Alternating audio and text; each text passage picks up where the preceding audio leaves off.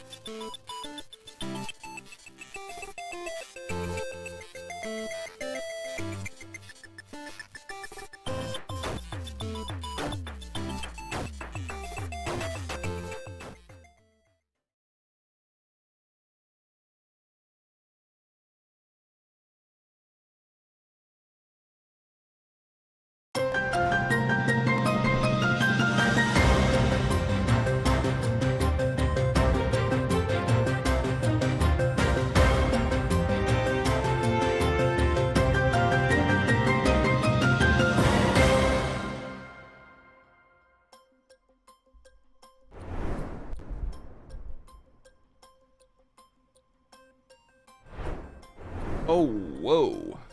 The double live. I love it when I hit that button too fast. Good to see you all.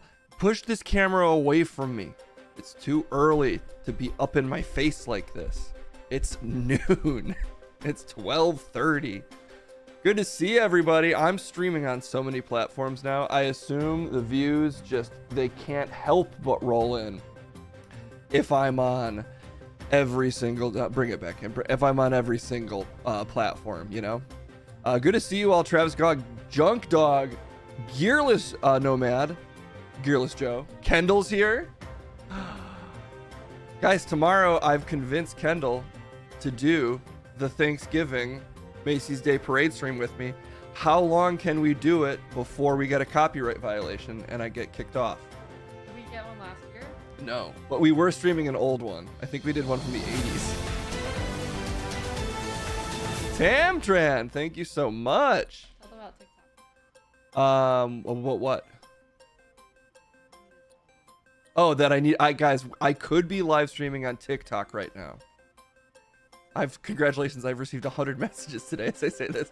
I could be streaming on TikTok right now, but I can't because I'm not popular enough. You need 1,000 followers. I guess the other option would be to the only option really would be to start posting things on TikTok occasionally. So maybe clippable. Sorry, clippable things. TikTokable things. AKA probably nothing I'm currently making. I think you just need to have a few pre-planned things. I guess I could put some thought into it. Funny. I need to be funny on TikTok. I'm gonna do TikTok specific stuff, I think, instead of just Okay. yeah. Look how confusing this activity feed is now. I just don't get it. I have to go back to my Twitch dashboard to even tell what's happening. Thank you so much, Tamtran, for blasting me with 5 subs right out of the gate. That's crazy, as always. The hype train is already going. I haven't checked in with a hype train in a while. You know, I'm live also on Twitter, which I still always call Twitter so that I can say the platform currently known as X. I don't think anybody's watching there, but if they do, I'm assuming this is just extra confused. It'll be extra confusing when the hype train shows up, if it does. Maybe it's busy today. We could hope that maybe the hype train is busy today. I'm not busy. I'm right here. I'm really not busy. I got no plans. Oh my God, Thanksgiving has come early. Just like Chet yesterday. Whoa. Thanksgiving coming early and hard. Do I love to see it? You know that I do. I also love to have a... Where is it? Where is it? Nope, that's wrong. Damn it, I lost my hype train music. That's unacceptable. This is unacceptable. What's happened? It's too quiet now.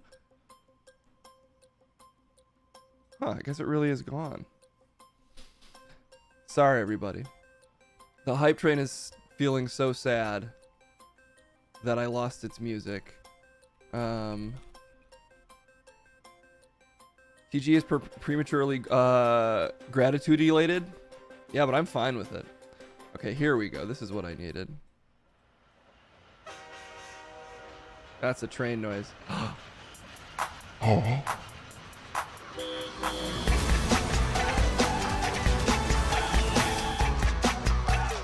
Yes! It's been too long! You always play the shitty truncated version of my incredible jam that I made, my original music. You did not make this. This is the Quad City DJs who famously made this track. Fucked up that you would take credit. I can't help it. And I am excellent! Oh yeah! Good to see everybody. Today I want to talk about maximizing productivity by eliminating your dependence on serotonin dumps. Listen, your brain has been hijacked by content, and I'm here to break the cycle. Just watch me and then read a book. What? Look, it's unhealthy, our content addictions, and I'm here to speak against it. You're here to speak against it, Hype Train.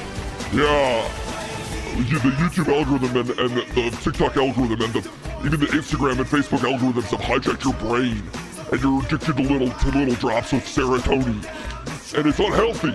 It's unhealthy. You know? This is like Candace Owens suddenly being on the side of Palestine, you know? Sometimes it's just hard to get... It's hard to listen to certain messengers, okay? Fuck that, dude. I'm trying to help people out here. I'm trying to make a difference. I'm trying to change the world.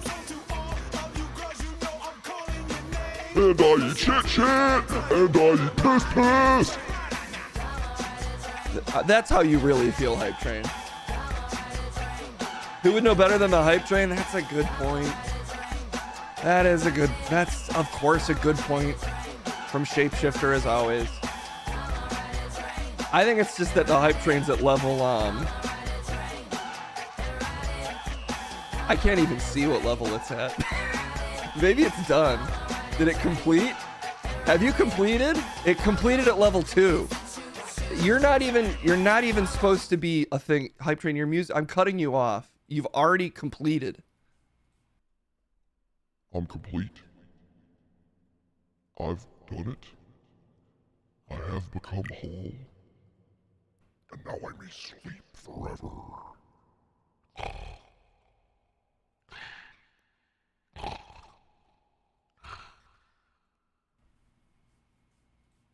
Sorry, I think it's sleeping with its eyes open.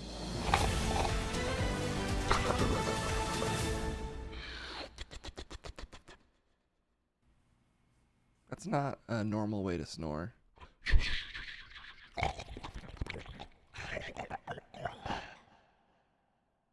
Good night, everybody. Okay, we're done with the Hype Train for the day. We're done with it. We need to cover the news. This is a news show. Thank you all so much for the subs. I didn't even thank them as they came in because I was so confused by the Hype Train. So now I got to read them off. A huge thank you, of course, to Dr. Cool, to B. Grendel. Both dropping 13 months, guys. Now we're past the year mark. Dr. Cool, 13 months. They're from day one. CD loves you, of course, showering us with an insane amount of subs. Never let it be forgotten. Our top underwriter, CV loves you, followed closely by the incredible Tamtran. And no disrespect to Entidaddy, Street Marine, or I Worship Shadow, of course. And Huey Keeler, thank you for the 23 little biddies. Those sweet biddies that I love to get. Based on who's in power, reading the news is also reading the olds. It would be nice. I want TikTok hot boys to be in power. I'm sick of all these old guys. I want some like young dudes just doing like face acting with a little text under them, and that's how they do like national speeches.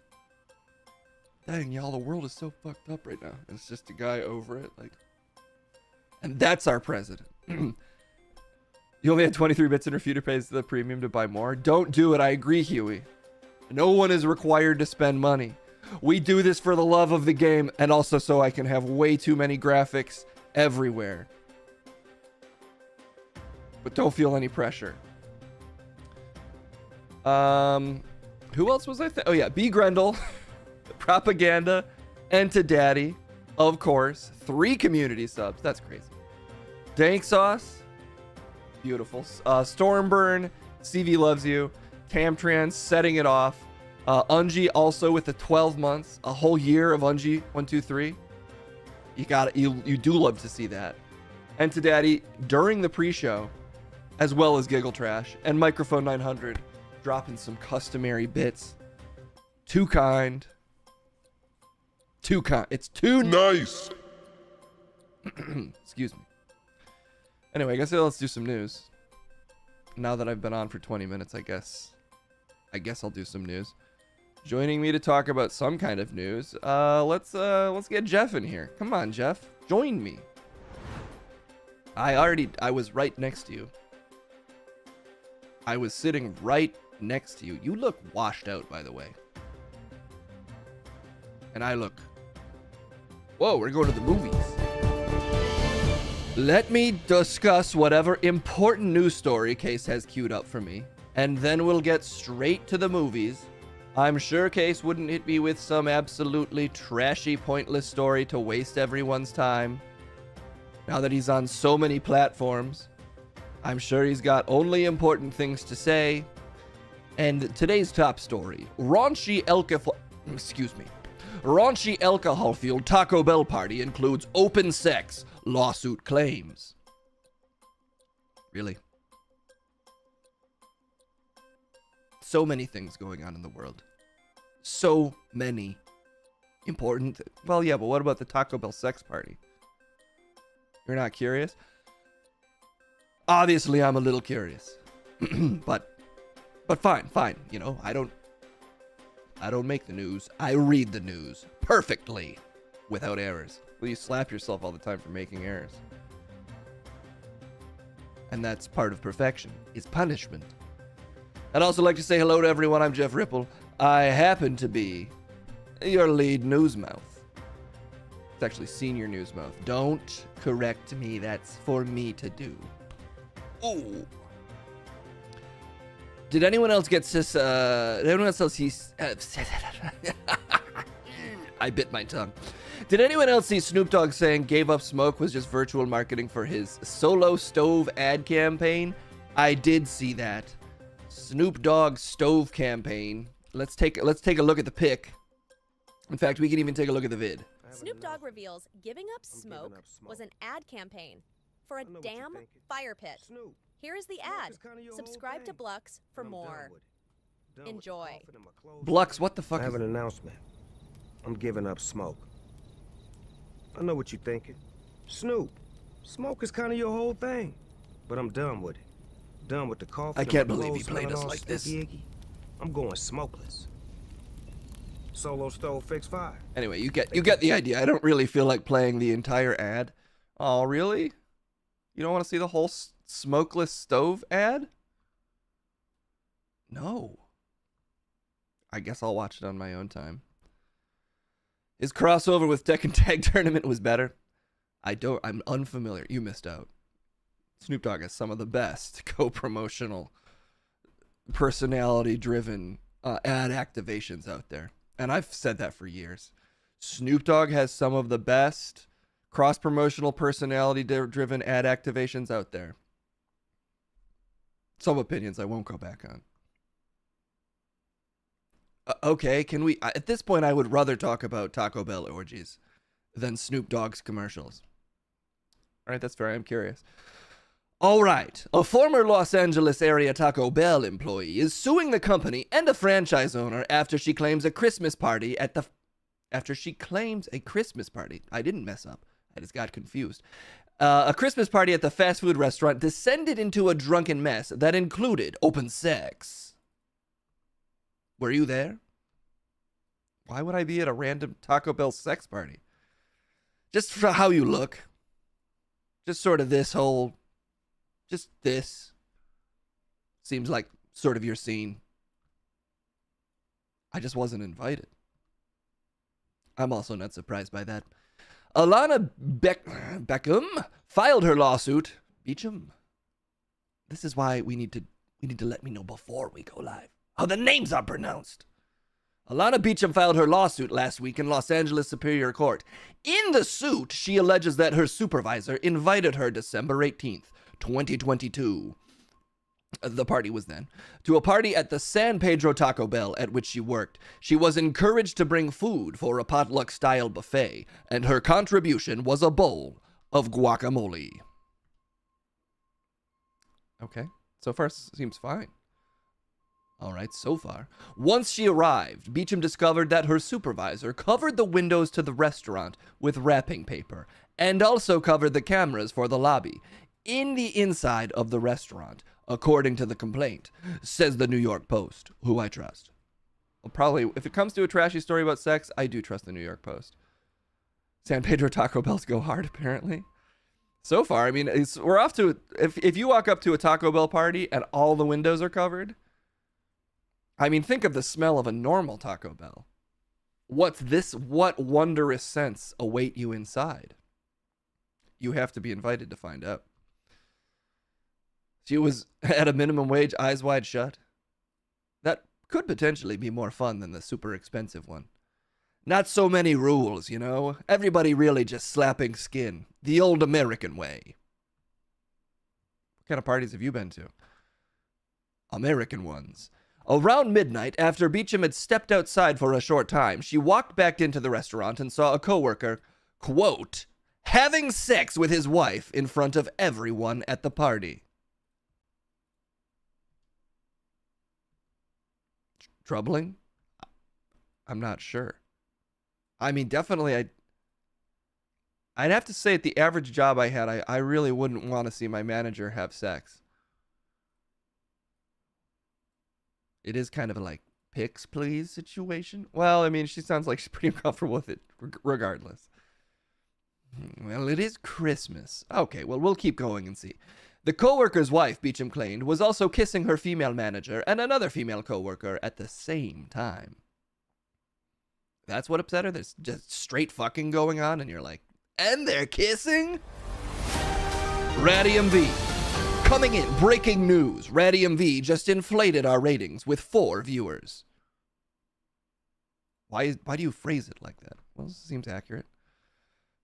Thank you, Radium V, for inflating our ratings. Yeah, thank you. Okay. Shocked, disgusted, and outraged, Beecham alleges that she first ran out of the restaurant, but then went back inside to retrieve her guacamole bowl, only to find that her manager and the other coworker involved in the sexual encounter were vomiting. Dun dun dun. Okay, I'm kind of confused about the timeline here now. So she sees them kissing and fucking and kissing in that order. She notices the sex. She notices the kissing. And she's outraged. That's covered. So then she must leave. Oh, she ran out of the restaurant. Yeah, she ran out. Ah! How dare they? Fucking a Taco Bell. As if they're the first. She's like, shoot, I spent a lot of time on that guac. Storms back in. Boom, they're vomiting. Mid-coitus. Well, we're not sure if it's mid-coitus. There's no tell. Sources have not yet confirmed that the vomiting occurred mid-coitus. That's a good point. I got ahead of myself. I'd like to issue a retraction. Look, all of us can make mistakes. And I said that the couple was vomiting mid-coitus. That is not confirmed at this time, and I would like to respectfully apologize to everyone involved. It's possible they stopped having sex in the Taco Bell for a vomit break before potentially Returning to sex, also unconfirmed. I'm Jeff Ripple. We all make mistakes, and I'm sorry. How's that? Really, honestly, very nice, Jeff. Thank you. I like to be accurate in my reporting. Okay, one threw up in the trash while the other vomited in her guacamole bowl. Oh, according to the complaint. So sources allege that the vomiting occurred into the guacamole bowl. That's, yep. Yeah, and that's just brutal. Not only do you have to see your manager and some of your closest work buddies have an absolute makeout party that also involves hardcore sex. Boom, vomiting straight into the guac. In the defense of the vomiter, if you are drunk enough, guacamole does look like a bowl already filled with vomit. So you're just like, well, this is the spot for it. There's no telling how drunk they were, though. Well, probably pretty drunk if they're vomiting. And to Daddy, thank you so much as we cover this important story, bringing you only the most essential news here at Barely Informed News. Yeah. So they were puking because they were too drunk, or it was because they sobered up enough to realize they were participating in an orgy at a Taco Bell. It is true that if you snap back into baseline consciousness and find yourself having sex in a Taco Bell, really the only human response is to immediately vomit. Depends on what? Your kinks. I hadn't considered that. Okay. Respect to if that's your kink. Again, we never kink shame here. And I mean, when else are you going to have a more moral time? Or when else is it morally permissible, if it ever is, to fuck in a Taco Bell than when all the windows and cameras are covered? It's almost a victimless crime if people weren't going to eat there the next day. If only people weren't going to eat there the next day, there'd almost be nothing to be upset about, except maybe at yourself. Anywho, Beecham says she reported the incident to Taco Bell Human Resources and Alvarado Restaurant Group, the Colorado-based franchise. The manager and the co-workers involved in the sexual encounter were fired, her complaint states. Is that a miscarriage of justice? The firing? Isn't that a violation of free... Is free fucking also an amendment or just speech? I think just speech. Dang. Reverie Wolf, barely informed for 13 months. Congratulations and thank you for continuing to lightly dousing your brain in the bare minimum of news. The 69th Amendment, I've long been in support of the 69th Amendment. I think we've just got to make a bunch more amendments to get there. And I'm in support of really making up whatever we want just to get to 69 so we can finally introduce the Free Use Amendment. I think that's a more specific genre than just being able to fuck wherever you want. Free use of your body to fuck where you will. The Free Use Amendment. I don't think you're saying what you think. I think that means what you think it does. What's it mean? Just Google it. After work. Okay. Taco Bell and the franchise did nothing about these threats and instead told her that they were transferring her to a new location rather than disciplining the employees who threatened her, according to her complaint. Beecham eventually quit and alleges that she suffered actual consequential and incidental financial losses. Not just the spoiled guacamole, potentially lost wages. And the Taco Bell violated anti-discrimination laws, the New York Post reports. KTLA reached out to Taco Bell and the Alvarado Restaurant Group for comment. While we don't own or manage this location, the franchise who owns and operates this restaurant has shared that they take these claims very seriously. A Taco Bell spokesperson said, "That wasn't me, that was them." That's always clear. No clocks in TB. They don't want you to know how long you've been there. Just like a casino. They really need to make Taco Bell's casino-sized, so you get lost in the voluminous innards of the Taco Bell. What time is it? What day is it? I don't know. All I know is I need a Dorito Taco Supreme with sour cream. That would be my business advice. No, that's adult entertainment. What is more adult than participating in let's be real, probably a middle-aged orgy? Ooh, an expert. What are you doing? Is this licking the satellite? Why is he like this? Okay, you can get married. You can get married in a Taco Bell in Vegas. Might as well be a brothel. Interesting point, propaganda. Could a Taco Bell legally be a brothel in the state of Nevada? I think that's got to be a violation of some kind of FDA rule. Can your brothel also be a fast food restaurant? Maybe if they're in separate buildings. Can you serve food in a brothel in Nevada? Probably. As long as if you eat first. That's a smart law. Listen, you can buy food here, but only if you eat first. And you have to wash your hands after. I'd rather eat after, for the sake of the ladies. Oh, Mr. Thoughtful. Well, I just mean, you don't want burrito fingers. That's not good for anybody.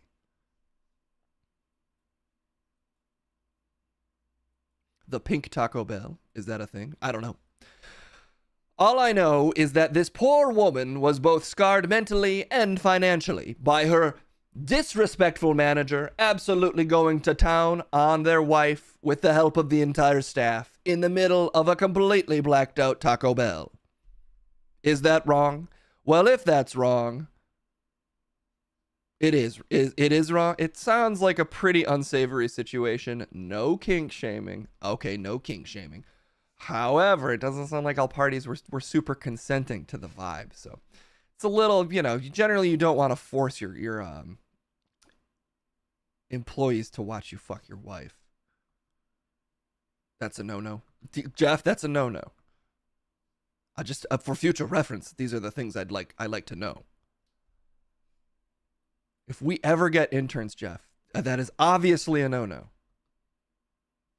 Then how will you know if they're loyal? Interesting point. Loyal to what? Well, you make eye contact with them during and you're like,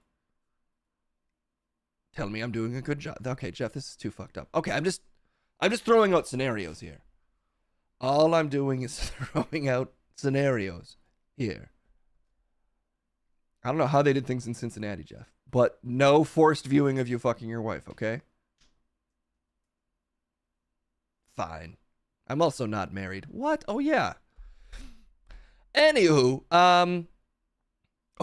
I get to try my new catchphrase. That's been the news. And the bin is now full. I don't think that was it. Shit. Well, okay, look, I did the news and I'm Jeff Ripple.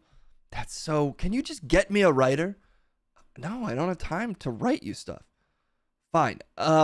If you throw a pebble in a bin full of water, it will ripple. However, imagine that water in this instance is news. And the bin has been filled with me, Jeff Ripple, and the water's rippling from the story. I'm Jeff Ripple. Not great, but fine. Oh, fuck, I tried my best. I mean, what do you want from me, man? I can't do excellence every time. He's out of here. I cut his mic. You've been ripped is a lot better. I have to be able to remember that one. You've been ripped. The news just got you ripped. I'm Jeff Ripple. That's fine, Jeff. Yeah, you can do that. But my name's Ripple, not Ripped. I don't know, man. Somebody already gave you a good one and you forgot it immediately. Damn it. I'll get it someday. Okay. Well, look, we have a call for an expert. And we have to go to the movies. Can we interview an avocado on this story, specifically about the guacamole? That is true. Really lost in the shuffle here is how the avocado felt about the whole situation. That's true. That poor avocado not only had to witness a raucous orgy, it was then someone relieved the contents of their insides, and not from the fun part, into the bowl. Who knows how that would make you feel if you were just a poor vegetable, currently vastly overpriced by demand? Yeah, who knows? All right, well, I'll talk to an avocado. Let's see if I can get an avocado on the line. Fiona's dog, could you pull up an avocado for me to talk to? Okay. I mean, I'm a little dog with paws, so I don't even really know what that means, but... What just happened? I guess you got a hold of him. Joining me now, it's an avocado. Thanks for having me. Look, it's not easy to be an avocado right now. It's bad enough that we get pitted and split and mushed up. You know? It's like, is there anything humans won't make us watch? Is there anything that you won't put us through? I'm so sorry, avocado. I can imagine that it is rough to be a vegetable that's consumed by us. It's just disgusting the way you fornicate right in front of us.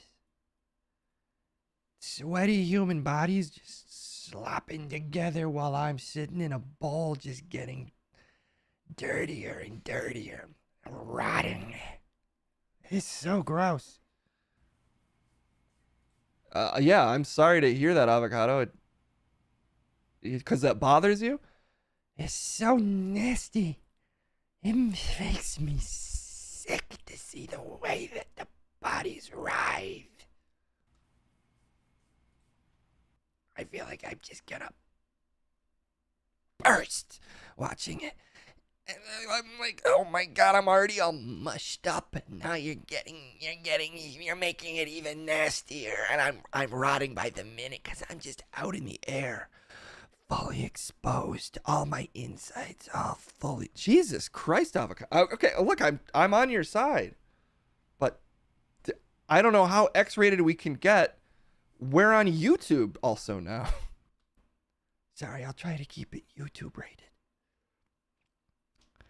As I discuss my trauma, no, it's fine. I'm not trying to belittle you for having a traumatic experience. I'm sorry, that sounds rough to be forced to watch a Taco Bell manager and an entire staff just bawl the fuck out in the middle of a Taco Bell. That sounds legitimately disgusting, just despicable and so nasty. One of the absolute filthiest, most disgusting fucking things you could do. Anyway, I've already been split, so I'm going to go bad soon if I don't get mashed up. Just putting that out there. You want to get mashed up? It'd be so nasty if you mashed me up. If I came down there and you took out my pit and you mushed me up.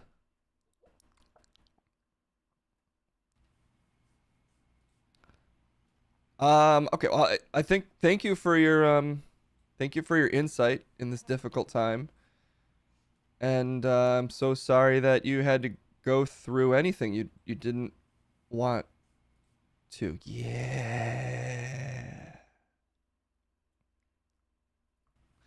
Okay. Thank you for being here, Avocado. Thanks, and have me back anytime. You probably want to, if you're gonna have me back within 24 hours, because I'll be disgusting by within 20 minutes. Unrecognizably filthy. Thanks for having me. It's a pleasure to be here.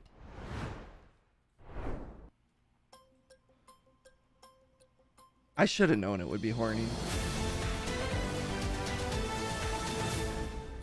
Who am I kidding that I would have anything on this network that isn't horny? Because secretly, the horniest one of all is Peter. It's actually Peter. It's definitely him. Yeah, it's me. Also, Craig.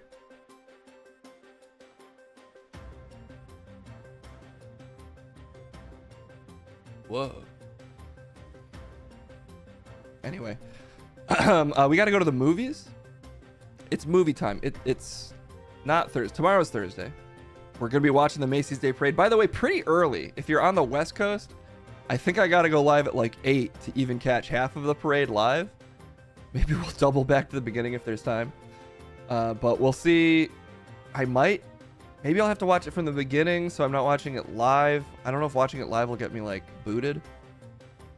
We'll figure it out together. But Kendall and I, and possibly a special guest, will be watching the Macy's Day Parade tomorrow. Pitch it down. Demonic Parade. Just do all my coverage like this. The Bart Simpson float is looking particularly rotund this year. I've never seen it so fully stuffed with gas. I could do it like that. Ay caramba. Yeah. Ay caramba. This stream is getting too horny. I'm sorry, everyone. It's Wednesday. The sexiest day of the week. Let's send it to the movies. I need to take a minute. De-horny this stream after that avocado showed up. It was just too much for me. And honestly, I blame Fiona's dog for getting that particular avocado. I had to get the avocado on like 2 seconds notice. But also, I want to be a good boy, so I'm oopsie. And that's why we love Fiona's dog.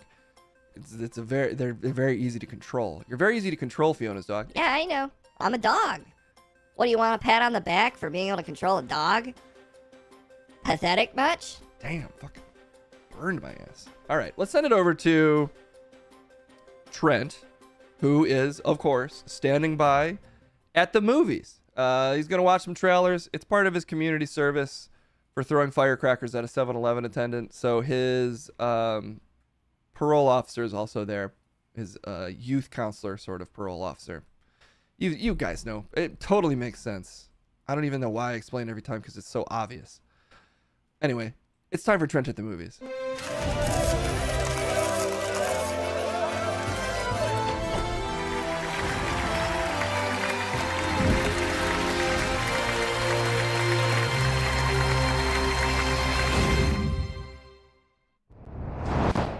Hell yes.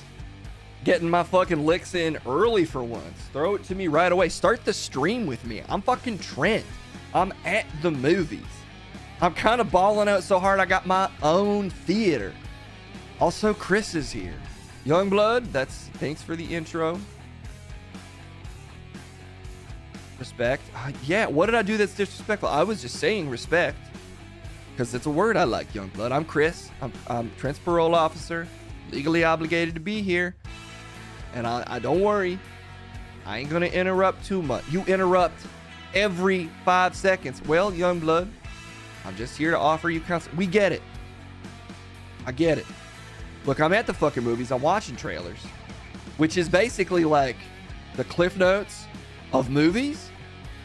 And like from what I've learned from a lot of YouTube things about maximizing your time is that anywhere you can fucking remove seconds out of the day where you're just fucking wasting time, that's what we call like maximizing your earning potential. So basically, you probably should be paying my ass because I'm about to save you money by showing you these incredibly truncated films that really capture the whole thing.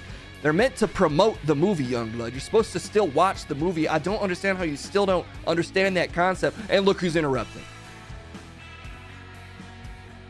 You're just so old man. You don't get the modern movie making landscape where you have to make a whole movie just to make a trailer, which is the real thing we all want to watch. That's fine. Can we just have fun? Have fun, Youngblood, and respect. Oh, okay.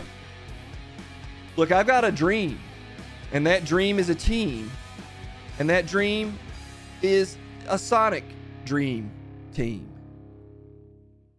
You know what I'm trying to say is there's a Sonic Dream Team trailer. I don't know what that means, and I am highly curious. So I'm like a naturally curious person. So I think we should watch it right now.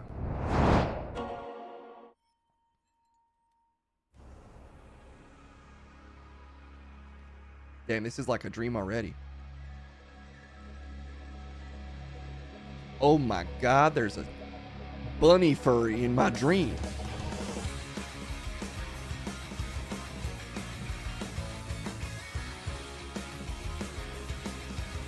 What the hell? Oh my God, Eggman's so huge.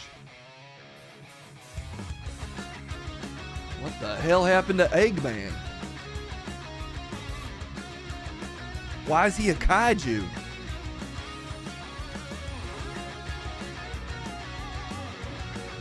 Is this a show, game, a dream?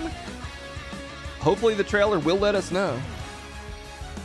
Holy, he has got so many arms. What the hell?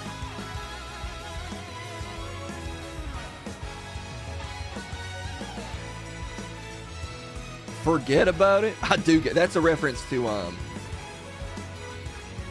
it's a reference to that movie where Kevin Hart plays a bunny, I think.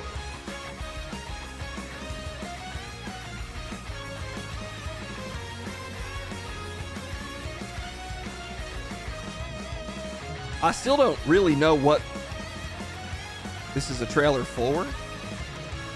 I think maybe this just exists on its own merits, which again is the point of trailers. Sonic Dream Team. Only, okay, it's a mobile game? Yeah, it's a mobile game where you fight a octopus Eggman, aka Robotnik. I mean, yeah, I guess it's a mobile game. Sonic, let's see if we can find some gameplay, Youngblood. Sonic Dream Team gameplay? Is that a thing? Okay, here's some gameplay for a little more context, everybody. And that's courtesy your old man Chris. Never say I didn't do nothing for you. I do say that, though. That is a thing I love to say. All right.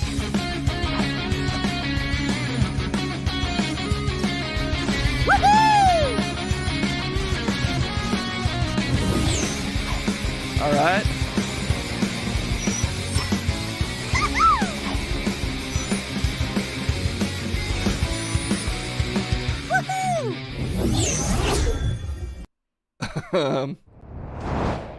Good morning. Okay. I mean, that looks like a Sonic game. I can't tell if it's like one of those running maze games where you're kind of just making Sonic go left or right, or if it's more of a traditional 3D Sonic. But that's part of the mysterious allure of a Sonic trailer, is like, you don't even know what kind of game it is, kinda. Well, it looked like there was some 3D movement in there. I don't know either. Wow, thanks, Chris. Thanks for that analysis. How is that? You gave the same analysis. Well, that's what I'm saying. I already gave that analysis. This looks so fucking, it's a crime. It's stuck on phones. If you like Sonic, well, now Sonic, it's a quote, a very reasonable Blizzard employee. What? Do you guys not have phones? I want to get that shit on a t-shirt, because that was fucking baller when that guy said that. All these, you ever see that clip, Chris? I don't know what you're talking about, Youngblood. There's all these fucking Diablo fans, and they're like so excited to see this game, to see the next game, and then they get on stage and they're like, yo, fuck all y'all. There's only gonna be a game on your phone, and they're all so pissed. And then to calm them down, he's like, what? Y'all don't have phones? Even though he like knows exactly why they're pissed. That shit was fucking epic, and that is like an all-time moment for me. I mean, that sounds kind of mean-spirited, but fine. Nice. All right. Bonhoeffer. Bonhoeffer? Yo, I think I found a movie about sniffing ass. It's called Bonhoeffer. And it's from Angel Studios. I don't know anything about it, but based on the title, it straight up sounds like it's probably right up my alley. So let's check it out. Hitler has captured the nation's imagination, Dietrich.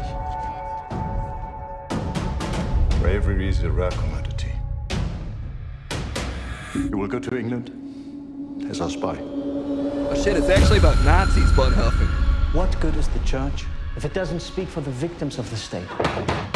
The church's job is to kindle peace, peacefully. Oh, you mean silently? I need you to understand that your life will not be the same after I speak these words.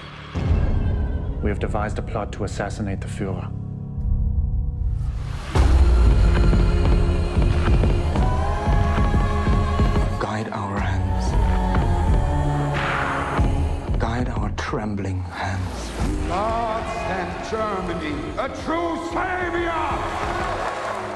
silence in the face of evil is itself evil. Words aren't words anymore, Dietrich. They're nooses. Did they already make this with Tom Cruise? They did, but then they're like, that shit wasn't German enough. God forgive us if we do this. Will he forgive us if we don't?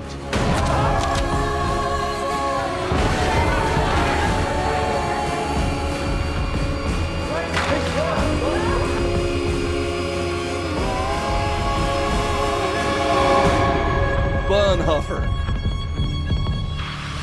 I guess they're probably saving most of the ass sniffing for, like, you know, the theatrical release, because they can only show you so much in the trailer before it gets rated NC-17, no children that until they're 17. You know, it's Bonhoeffer. I mean, I think my guess at how it's pronounced is just as close as yours. Right, well, Youngblood, either way, it's not about ass sniffing. Oh my God, Mr. Know-It-All. Sorry that I offended you by, like, using my inference skills to figure out what the film was about. God damn. Good Burger 2 official trailer? We already watch this? I feel like we already watched the... Is this a new trailer? No, this is from 3 weeks ago. We did watch the Good Burger trailer. I don't know if I should put us through that again. Not that it wasn't incredible. Yeah, not that that wasn't a crowning achievement of cinema. But maybe, just, you know, go check the VOD from about 2.5 weeks ago. Maybe Casey can start labeling these streams accurately to say Good Burger trailer. Percy Jackson and the Olympians, All Souls, Final Fantasy VII Rebirth, the story so far? What? Let's check out this trailer for Imaginary. It looks like it's about a spooky ass bear. Dude, toys being scary is one of the most fucked up genres of horror. It's a slightly different genre than puppet horror, which is, of course, that fucking ugly bald guy's favorite genre. Crumbs? Yeah, but my genre is like toys that are scary as shit. And this looks like it's in that genre. Let's check it out. Every culture has a name for it. We call them imaginary friends. Yo, what? How does it feel being back? Good. I had such good memories here. Maybe my happy place can be our happy place. Who left you all alone down here? It was just my imagination. I'm playing a new game with Chauncey. The scavenger hunt list, that's fun. Chauncey says you're not allowed to play with us. Oh. Because you left him. I need something happy. Something happy. Ugh, that bugs freaked you out. If I can finish my list, Chauncey will take me on a trip to the place he's from.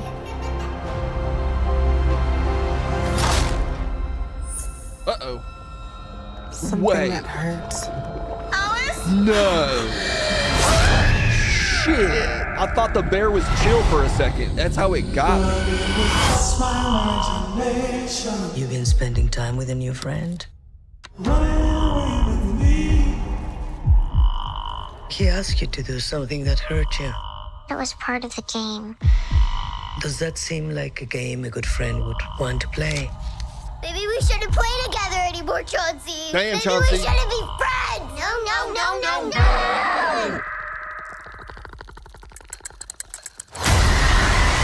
Alice?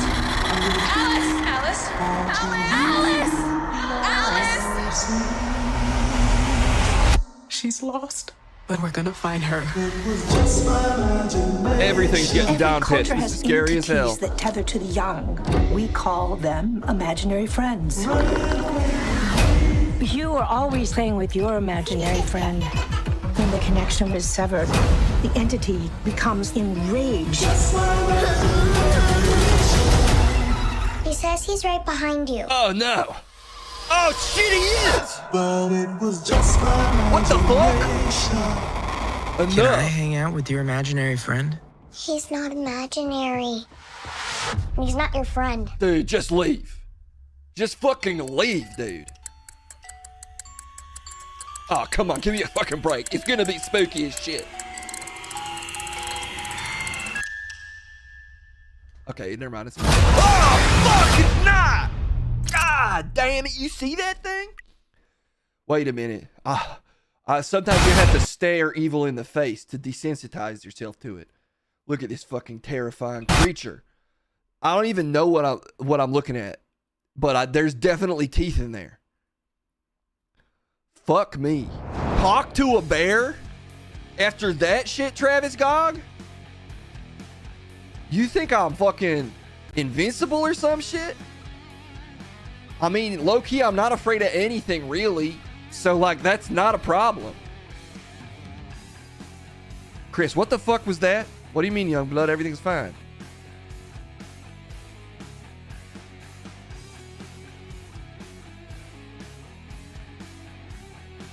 What?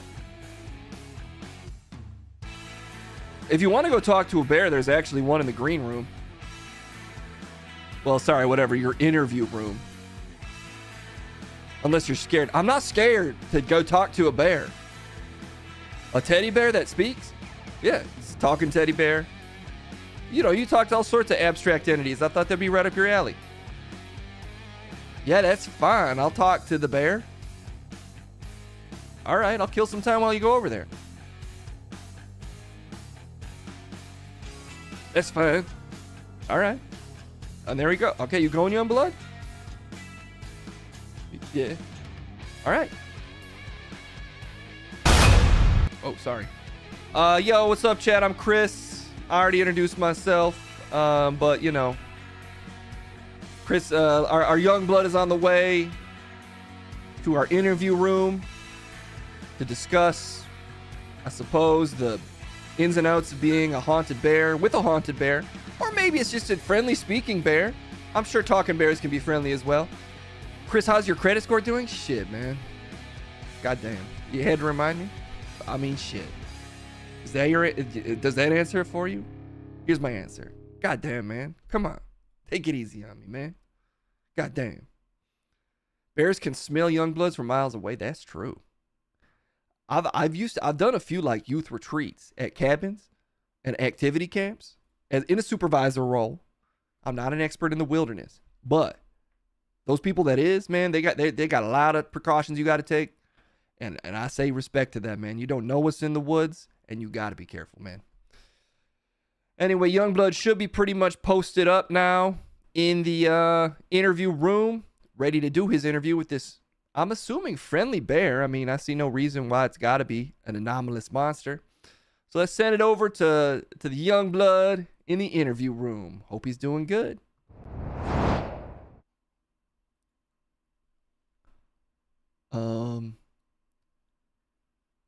Can you speak? Are you doing okay today?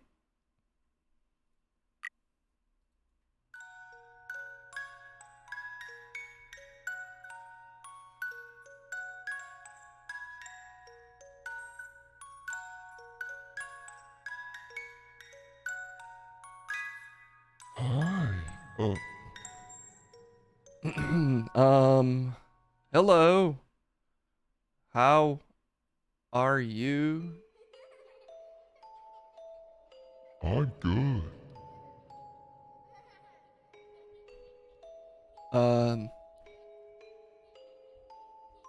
What's it like working on a big Hollywood movie set?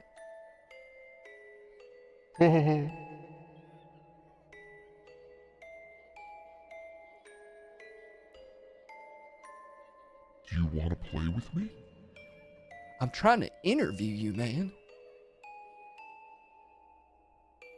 Is that how you play?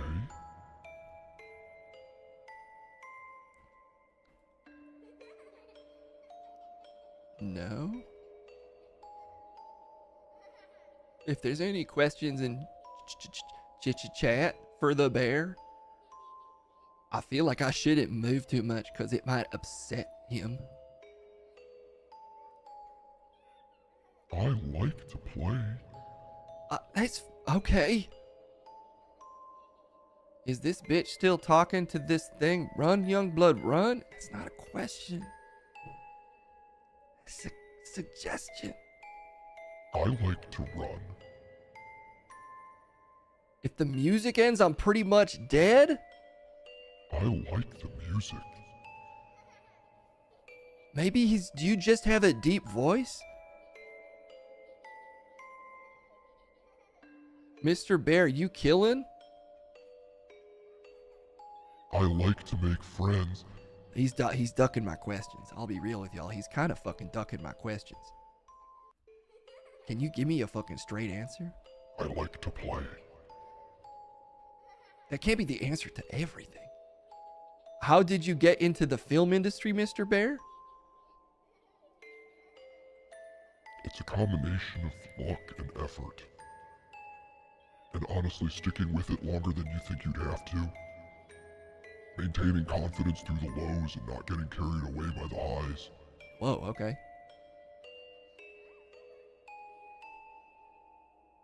Was it a casting couch situation? Well, I mean, it's not usually a couch.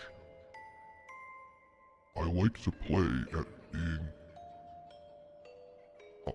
acting is play at its best. Okay. Are you more of a method actor or are you more of a... Oh!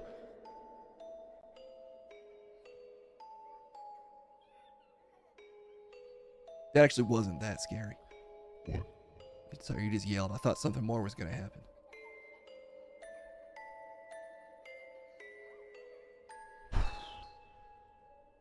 Okay, I'll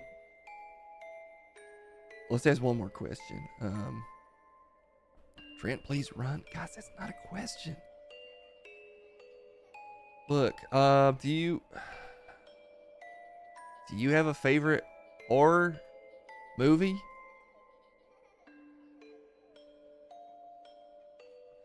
Okay, I'm gonna go. Thank you so much for talking with me, and thanks. I'll see you soon. All right, that's like fucked up to say. Stop that fucking happy ass music.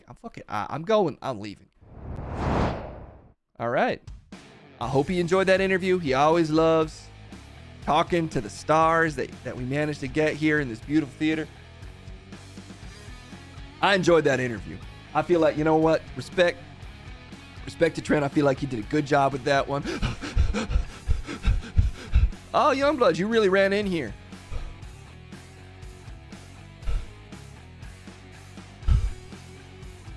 Yo, what the fuck, Chris? What? Youngblood, that was Travis's idea. That was spooky as shit. He's an actor, man. You know, they all got different processes. God damn, that was spooky. I'm trembling now. All right, well, don't mock stutters. I'm not, man. I've got one now, I think. Because I'm scared. All right, well, good job on your interview, Youngblood. You know, it's important to stay cool around the stars because, you know, in a lot of ways, they're just like us. I did a good job. You did a good job, Youngblood. Yeah, that's a star for Youngblood. Okay, well, look, I gotta go fuck a girl or something. All right, okay. I gotta go probably lift weights and fuck girls. So I gotta go do that. I'm gonna leave. I'm gonna go to my parents' house and I'm going to see if my mom wants to hang out today. That's fine, sometimes, lean on those that you care about when you're scared. I'm not scared of nothing. I just need to leave, and I don't want to talk too loud because I feel like there's still something in the room. God damn it, Chris. What the fuck is with that? I'm just sitting here, Youngblood. All right, look, I gotta go. Thank y'all. Y'all know what it is or whatever. Like, today's kind of fucking, it's a lot. So, I'm just gonna go, and I'll be back. You know what it is.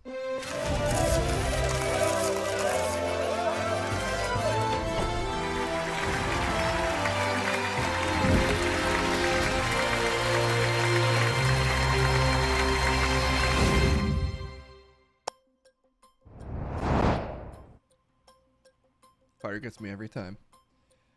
Wow. What a fun trailer featuring bears and bears with teeth. the spookiest type of bear.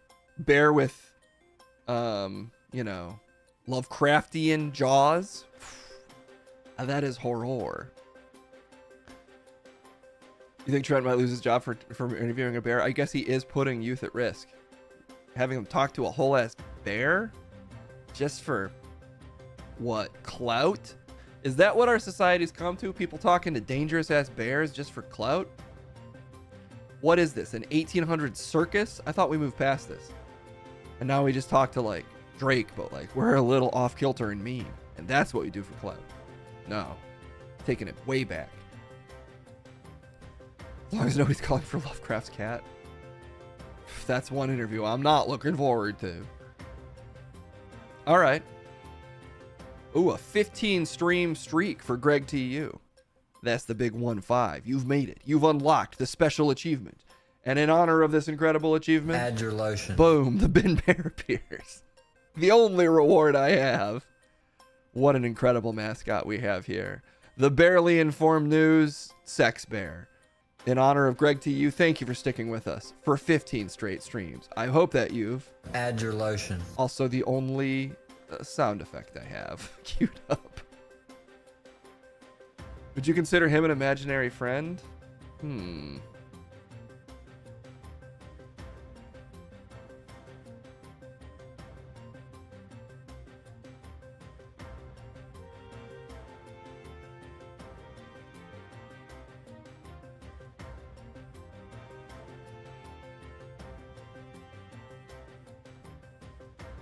No.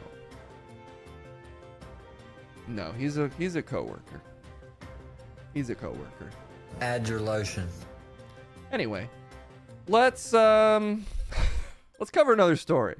What else is going on in the world today? I know, you know, we could talk about Hollywood's divided, guys. Hollywood cleaved in two by the troubling news of the day. You're imagining some friendly things with him. I guess because he's here and he's just staring at me, we can talk with Peter about this. Because he's just, again, yeah, I'm right here. Put me in, coach. Fine. I shouldn't keep encouraging you because you shouldn't be sneaking in. But I guess I will. Please welcome to the desk. He's already here. It's Peter. It's great to be here. I am, of course, your favorite newsman, Peter G. And bring this camera in. Get them real close on me. I love the news. I love each and every one of you.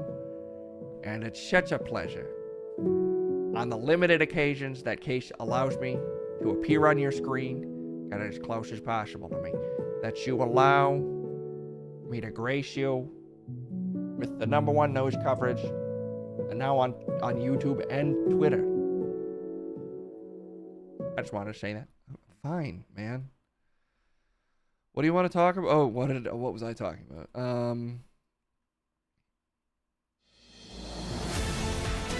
Thank you so much.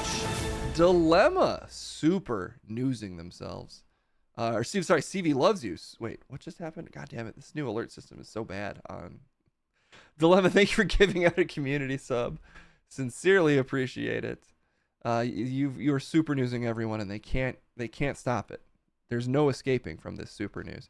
Anyway, Hollywood's divided over Israel. Would you believe it? I don't believe it. Crap Lord Bastard Man also hammering us with super news. Everyone getting forcibly forced to subscribe to Case. And I am in support of it as someone who forces his way inside this building nearly every day.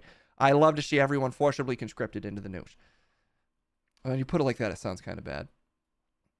We need a 2 Hollywood state solution. Yeah, bring it back to Chicago, where the original Hollywood, right? Where the original Hollywood was in the 1920s.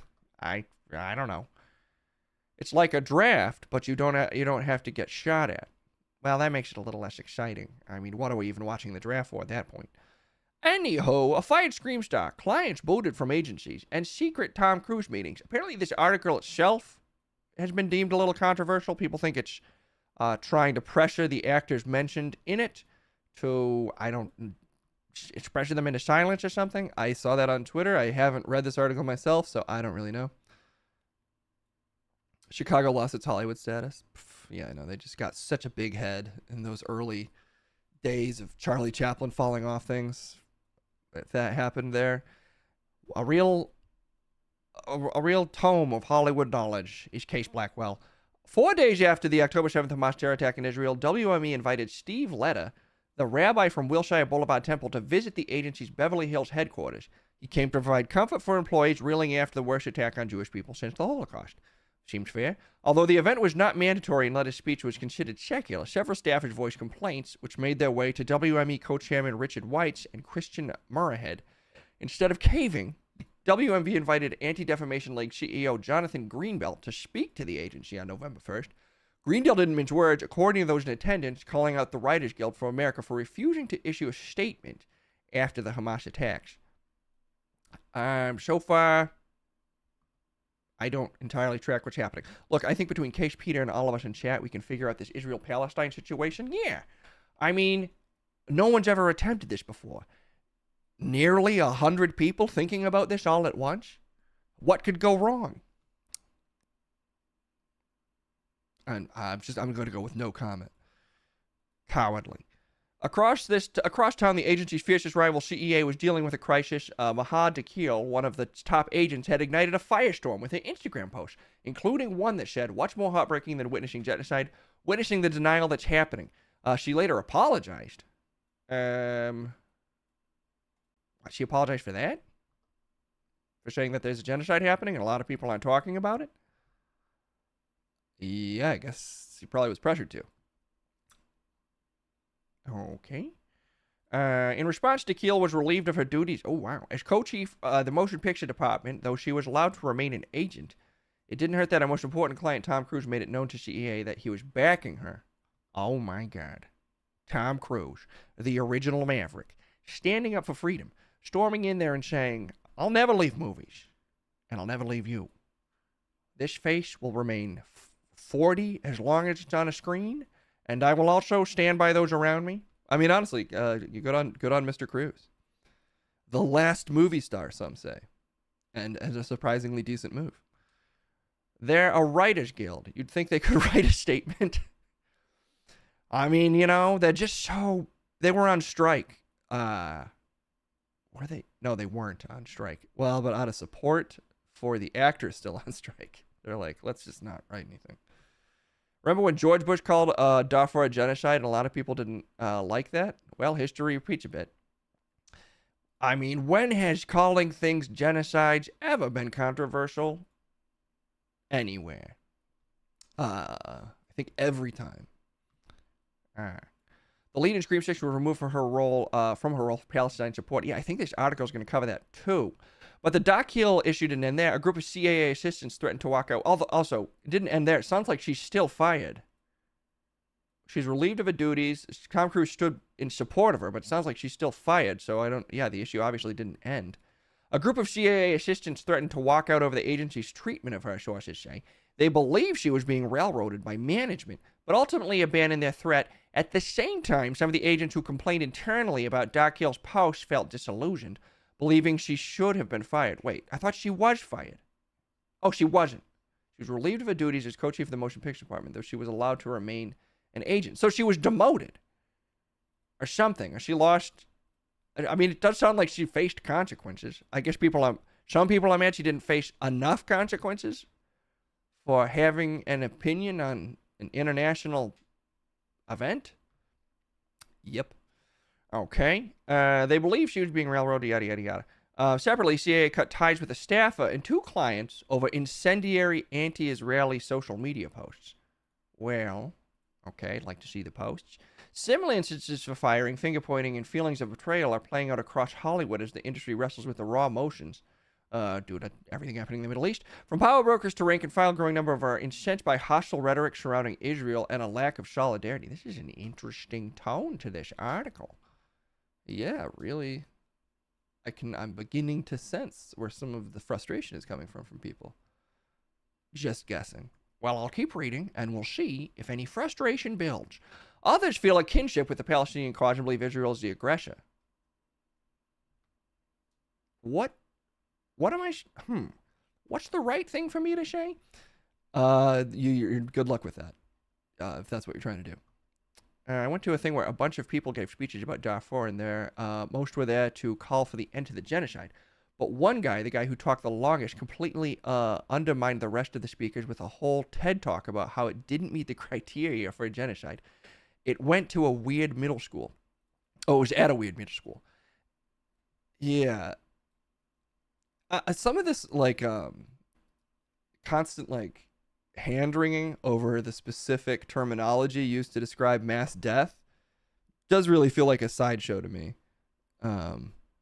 You know, all you really need to know is, like, thousands of children have died in Palestine. Does it really matter at that point if you're calling it a genocide or not? Well, but it's more fun to talk about it in terms that we can control, because you can kind of control how people speak if you threaten them enough. But we could never actually control a country from just bombing a bunch of children.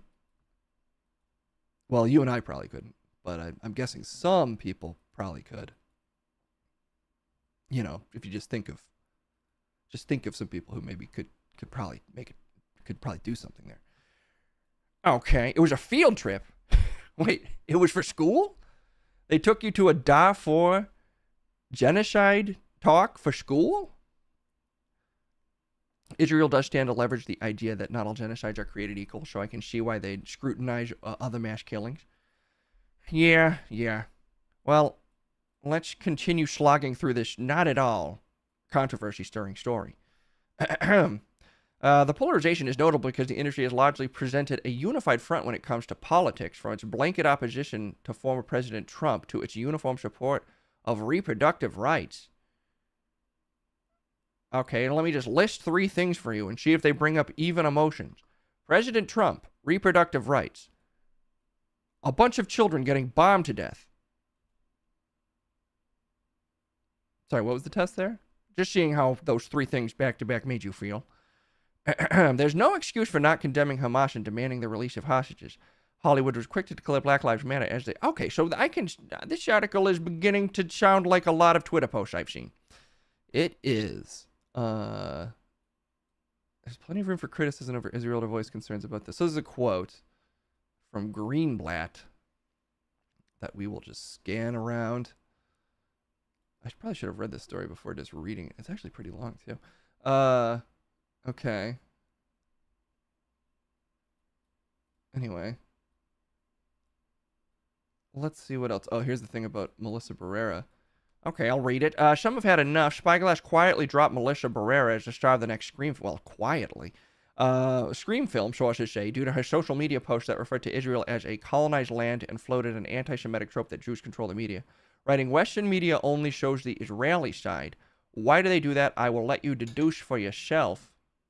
Well, you know, there is that tricky line of... certain things happening in the media would suggest... on the whole, more support for Israel, or at least that can not well. That's Well, I think the issue is like, you can be okay with Israel existing as a state. Saying that they need to stop bombing people is different. Maybe Melissa Barrera's statement crosses the line slightly, but it does seem kind of wild that you can get fired for calling out Israel, but so far, it doesn't really seem like you can get fired for totally supporting their bombing campaign. So if I support the bombing campaign, you can't fire me? Well, I already fired you, Peter. I seemingly can't get rid of you no matter what I do. Oh, yeah. I'm untouchable, baby. That means I can support Palestine all I want. Well, I mean, yeah, you definitely can do that here. Can we just send Dennis Rodman to fix everything? I mean, as far as I know... He's the reason that Seth Rogen movie got made in North Korea. I don't think that's accurate, Peter. Well, just if we're talking Hollywood politics, there's a straight line from Dennis Rodman hanging out in North Korea, and then you get a hilarious Seth Rogen film about 5 years later. Coincidence? I don't mean to get too conspiratorial. You like that movie a lot? When there's a slow-mo scene and they're like partying with the dictator, that's my jam. Okay. Anyway, insiders say La La Land producer Matt Platt texted WMA leadership about why Boots Riley was still a client after the Sorry to Bother You writer-director urged his followers on X to boycott an industry screening of footage of Hamas atrocities at the Simon Wiesenthal Center in Los Angeles. He dubbed the footage murderous propaganda and warned that the IDF and Israeli officials are the Hague for war crimes, massacres, and genocidal actions. You want your name or image to have been anywhere near them. However, Riley remains an agency client. I feel like, is this article kind of, the tone of it seems to suggest they want everyone mentioned in it to face more consequences. It does suspiciously has that tone. Weird. Very weird. There's no explaining it. Weird. Meanwhile, several agents at UTA have expressed outrage internally over a recent open letter spearheaded by writer Ta-Nehisi Coates and believe he should be dropped from the agency's roster. Coates was the first signature on an October 14th letter that many industries felt dehumanized Israeli and softened Hamas's actions, with such lines as Hamas militants broke out of Gaza. More than 13,000 Israelis were subsequently killed. That is a generous description of what happened, for sure. The agency is sticking with them, though. It has severed ties with Susan Sarandon, which I think happened more recently, over her controversial words on the conflict. And then they just kind of keep going. So the Cliff Notes version, various people have been seemingly axed or demoted for their outright support of, or statements heavily in support of Palestine. Yeah, Susan Sarandon, the Scream Girl, probably a bunch of less famous people that we'll never hear about. You know, the usual. Oh, Mark Ruffalo, I guess, too.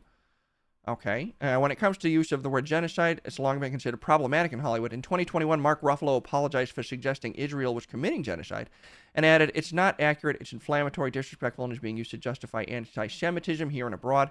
In 2014, Javier Bardem and Penelope Cruz signed a letter that called Israel's operation in Gaza a genocide. Oh, yeah, because it's been going on for like over a decade? It has. Yeah, anyway, they both later clarified their positions after being widely criticized. And they clarified those positions to be, you know, probably something along the lines of, that's a strong clarification.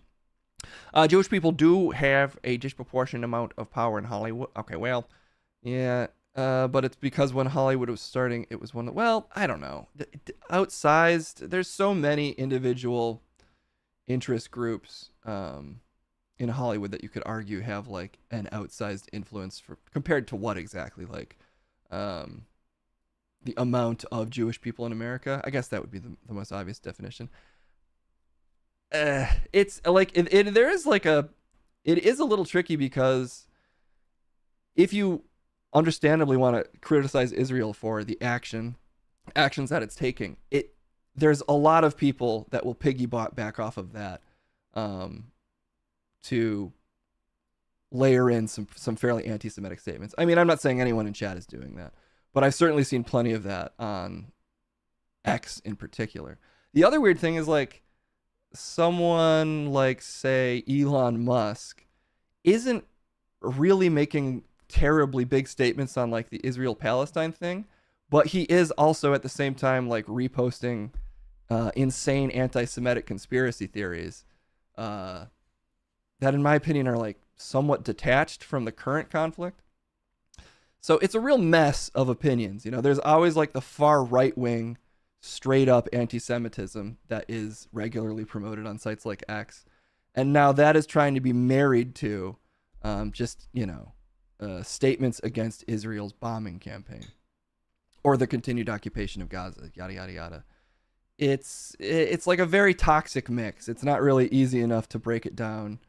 I mean, I don't want to go with the old, like, it's so complicated, but I do think, like, the way that these subjects are being talked about online is sometimes very intentionally made, like, soupy and messy to the point where you can call a lot of things anti-Semitism that aren't, and where some actual anti-Semitism just gets kind of, like, brushed aside or swept under the rug by whoever happens to be talking about it. It's almost as if H-O-L-L, wait, I don't even know what hall means. Anti-Semites trend to like Israel because they like the idea of an ethno-state. And that's another good point, Shapeshifter. There's plenty of like, exceedingly anti-Semitic extremist Christians that are still deeply in support of Israel as a state because they essentially see it as like a foothold for something closer to Christianity. There's essentially their hatred of Muslims trumps their hatred for Jewish people in this particular instance. It sounds like this is a fun subject. Why is there any chance you could have brought me on to talk about the Taco Bell orgy? Well, Peter, I'm on the record as not liking you much, so I thought who better to bring on to talk about this than you. There's absolutely no other nations on earth where the government is controlled by a particular religious group. I don't know if that's true. It might not be as openly controlled. I mean, yeah, like it is fairly explicit in Israel that it's intended to be a Jewish state. We've never had a non-Christian president, so you could make a state. You could potentially infer that we are essentially a Christian nation controlled by Christian politics. But obviously, it's a very different situation than the political alignments in Israel. Another thing is uber Christians want to support Zionism because Israel needs to exist so the capital can be Jerusalem as foretold in Revelations. Yeah, there's so much weird religious is scripture the word? I don't know. There's a lot of weird, fairly extreme religious leaders that have said some crazy shit about Israel both before October 7th and are really ramping it up currently. Saudi Arabia, Iran. I mean, there's plenty of Middle Eastern states that the rhetoric of their government is very explicitly religious, but also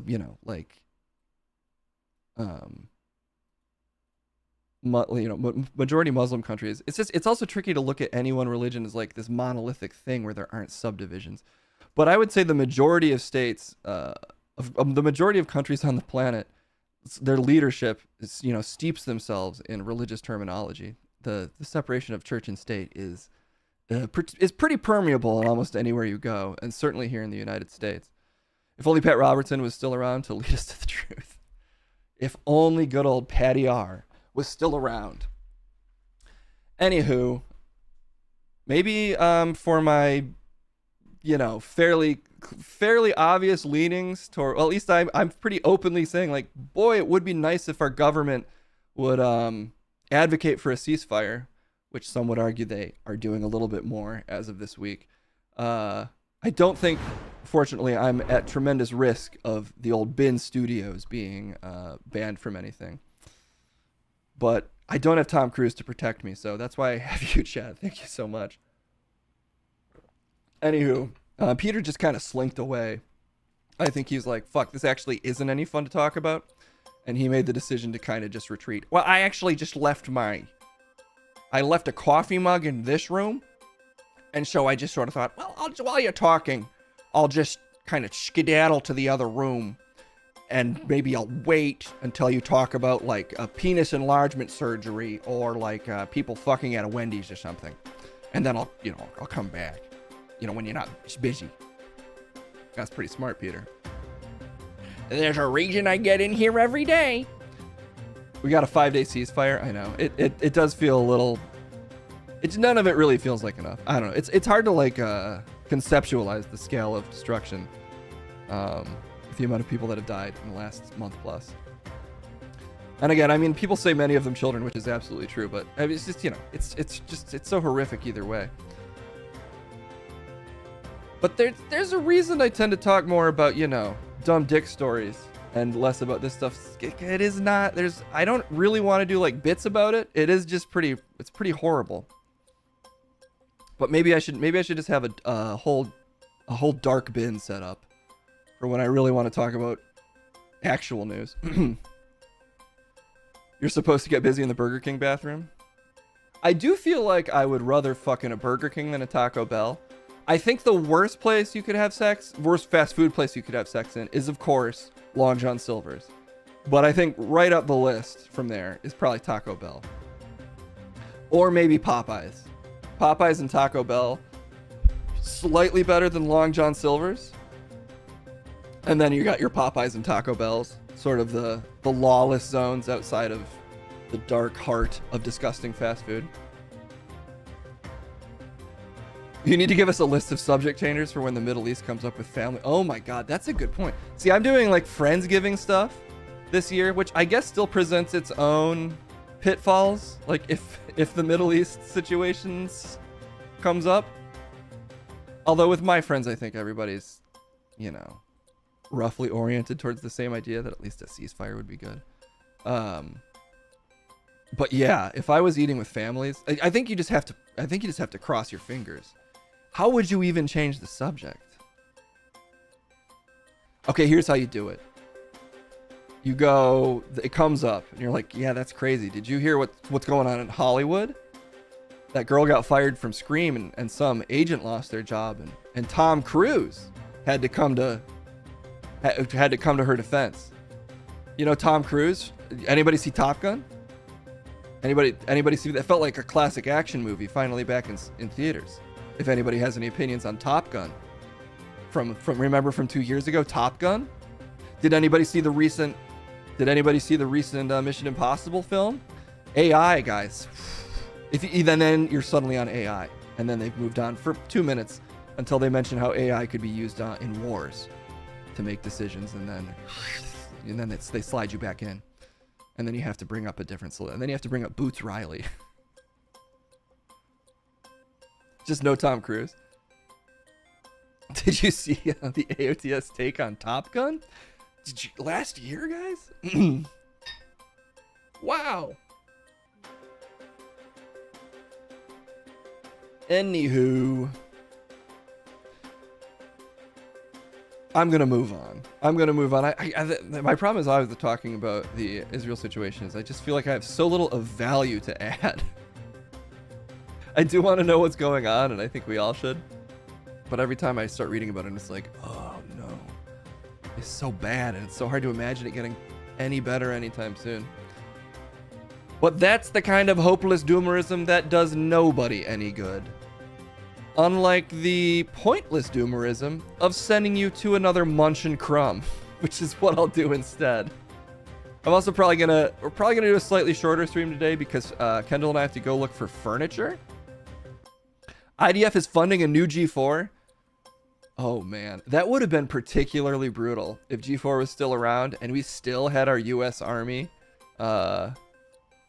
rolling sponsorship going on. Have we ever talked about how awkward that was? I can't really speak for the rest of the cast. I'll just say this. There were certain people that like actively tried to get off screen when the fucking US Army had to come over.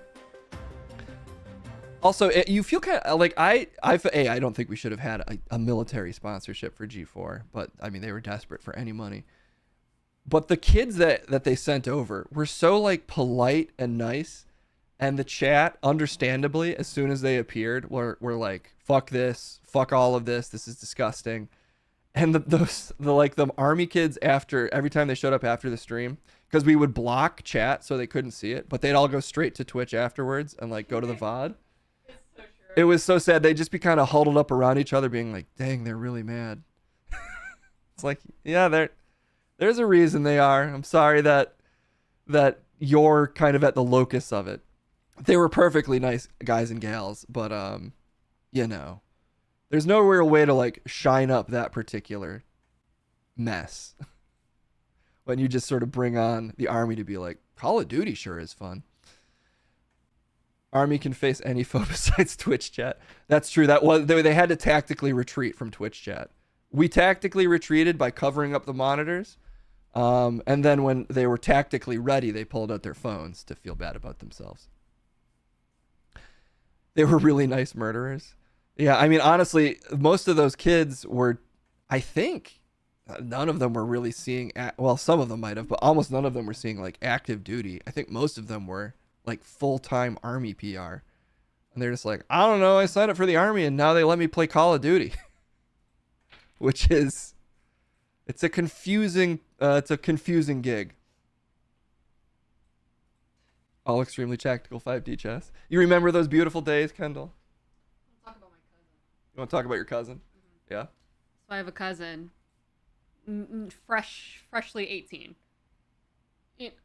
ROTC, military. She's like in some different state doing some like whatever they do over there in whatever division she's in. And every time I talk to her and her family about it, the first thing that always comes up is like, oh wait, but this is a great way for her to like pay for college. And I was like, and that's how they get you. like it's like, I don't even know what your guys' like viewpoints on military is, but like her and her entire family are immigrants. And like, this is like literally the way she can get through college. But also, I think she followed a boy. She did it for a boy? No, I don't think she did it for a about boy, a boy. But like, they both like went into it together, and I was like, but now she's like dating someone else from there, and I'm just like, oh. Anyway, they're all immigrants, and yeah. Who's to say that these kids that came over to G4 like also needed some type of aid, and then they're just like, you guys play games, this is actually like a really cool opportunity we're trying to give people in the army. Oh yeah. And to them it was probably just really cool, like you said. Sure. I mean, You also know? like plenty of people in the country have like no predisposed negative opinions of the military. No, not at all. Which, you know, like I do, but I wouldn't have at 18. I remember at 18 being like, man, I guess I could like join the army. Maybe that'll like give me tons of life experience or something that I otherwise wouldn't get, which I'm sure it would have. I'm, you know, retroactively, I'm glad I didn't, because it would have involved me in so many things that I now want nothing to do with. But I don't know. I mean, ideally, as a country, we would have like a military that we're like, oh, good. Well, I guess, you know, there's certain instances where you are just gonna have to have a military. But in the United States, and really anywhere, I don't know, it's just become such a fucking immoral mess. It's kind of impossible to feel good about it, at least for me. But no judgment to anyone in the chat who's like in the military or has family in the military or is proud of military service. I'm sure there's plenty of contexts in which there's things to be proud of if you've been involved in the military. One of my best friends is like heavily involved in the Air Force, although he mostly does transportation. The Army was a good experience, plus being able to buy a house with no money down was the shit. Yeah. I don't know. I mean, it's also, it's another, like, it's a huge organization, bigger than is easily comprehensible. So they're just involved in so many things you wouldn't even expect. I bet you also just, especially being an immigrant, you probably feel more American being a part of this system. Oh, I mean, you would also You get know? lots of respect, like, from plenty of people. Oh, absolutely. And I think that's, like, one of, like, the main advantages of it, you know? Yeah. Yeah. Also, the majority of people in the military, and this isn't to be like, they don't even do shit. It's more to say, like, most people in the military don't see, like, active frontline duty or, like, shoot anyone. Like, the bulk of the military is, like, a support operation for the people who do, and a support operation for a number of other things. Anyway, as usual, I'm probably fairly far outside of my depth discussing this kind of thing. But yeah, I do love to just say opinions at you, chat.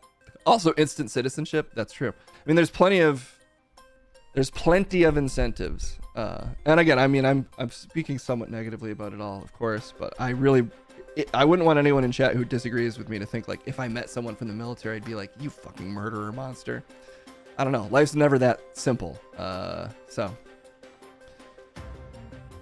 I was most familiar with military medicine because my dad, who is a surgeon, there's a lot of doctors. Yeah. I think my dad actually briefly had some involvement in the VA, although I don't think he was ever like officially involved in the military. But although I'm not quite sure how that works. It was some point in medical school he did like maybe just worked at the VA. I don't know, but it gave him like slight involvement with the VA for most of his career.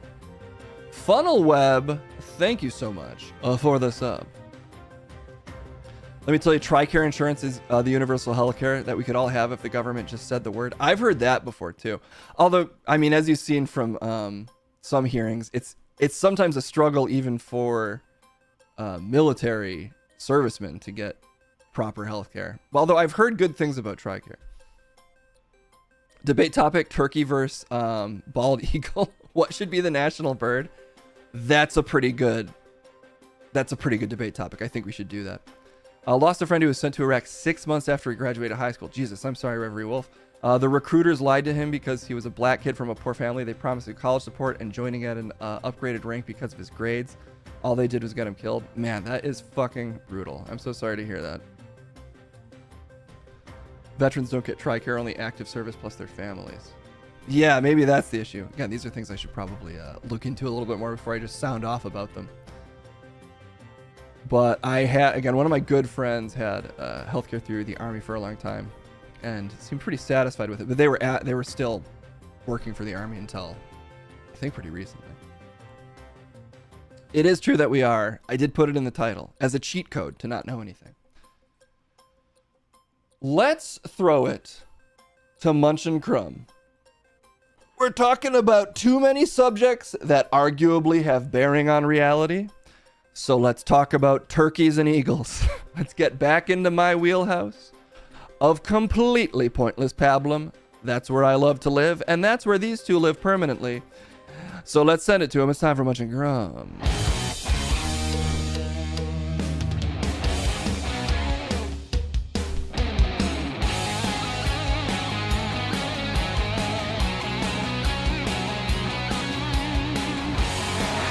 Oh my God. Enough of Case rambling pointlessly about things he knows nothing about. Come to the man who's an expert in anything.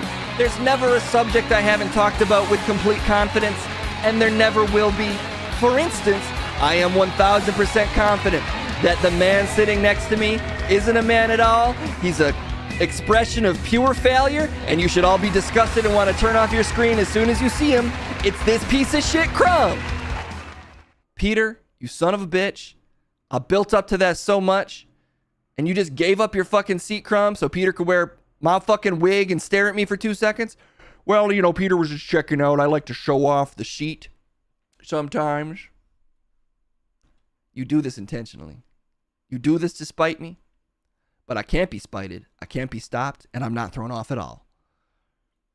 As a real American, I serve bald eagle at Thanksgiving. How does that taste? It feels like it'd be a very gamey bird. Bald eagle would, of course, taste incredible. Like a juicy American flag straight down your esophagus. Lubing up your whole esophagus with patriotism. Bald eagle, although you shouldn't eat one because it's like eating an American flag. Much like an American flag, it would taste good. You think an American flag would taste good to eat? I never would, because respect the red, white, and blue. Unlike you, who I bet would fucking put American flags on a sweet potato casserole if it increased the flavor profile by 1%. I'll tell you what I'll increase by 1%, although the math doesn't entirely add up there, is my score, because I did win yesterday. I won in a singing debate, unsurprisingly. My tunes were a little bit overpowering. You couldn't even hear your tunes over my tunes. Can you just say music or any other fucking word? Look at this fucking vibrating jowls. Homunculus monster fucking. You're running out of ways to describe my face.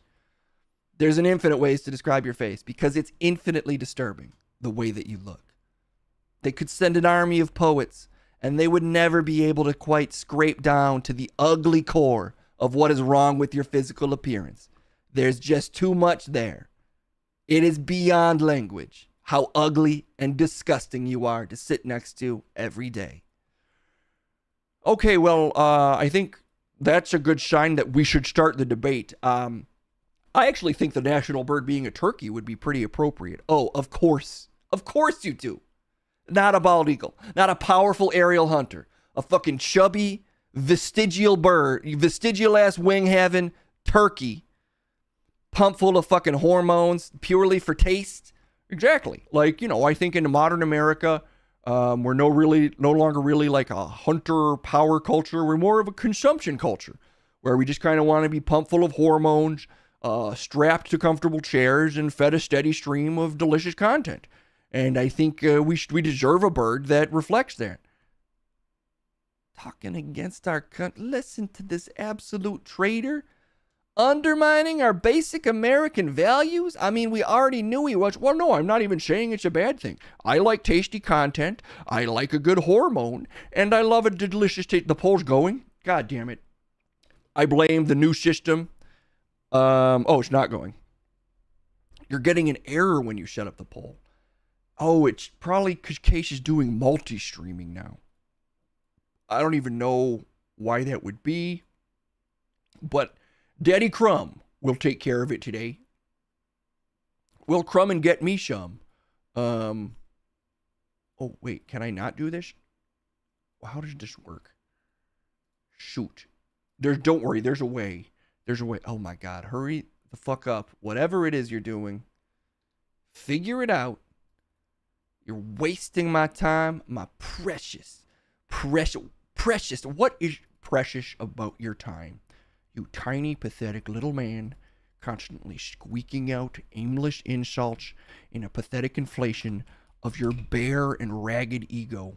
No one needs to hear a single word out of your lazy fucking stupid mouth. Whoa! What? Sorry, I was distracted by the poll, so I was just kind of... Sorry, what was I saying? Nothing. Just saying something dumb. Oh, sorry, I was just trying to think of what to call this poll. Turkey versus eagle. Okay. Turkey, eagle. Turkey versus eagle, national bird. And Beyblade song while we wait. Ooh, that's a good call.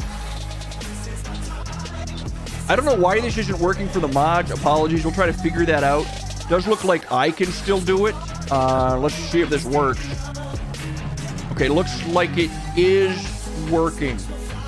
So I hate to do this, but we will be starting the poll music now. And I am in favor of the national bird as a turkey. Look, turkey's a pack animal. They represent family values. They're less of a hunter, but they can be aggressive when threatened. If you've ever run into a wild turkey, they're certainly not pushovers. So if your thing as an American is, I want to seem tough, I want to seem strong, a turkey's plenty strong, and they got a whole crew to back them up.